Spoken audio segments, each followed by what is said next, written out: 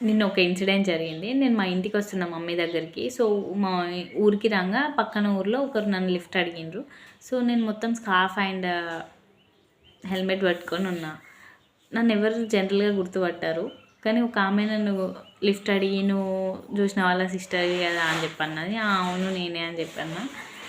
So, lift అడిగితే నేను ఇచ్చినా అన్నమాట.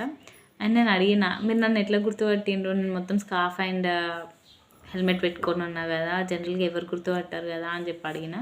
అడిగితే తను ఏమన్నది అనంటే, "నేను మిమ్మల్ని గుర్తుపట్టలే, మీ బండిని గుర్తుపట్టినా" అని చెప్పి అన్నది. I feel so happy.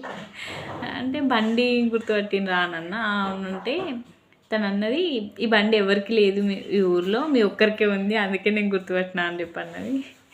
నా బండి చూసి గుర్తుపట్టడం ఐ ఫెల్ట్ లైక్ వాళ్ళు అనడం, ఆ విషయం చెప్పడం చాలా హ్యాపీగా అనిపించింది నాకు.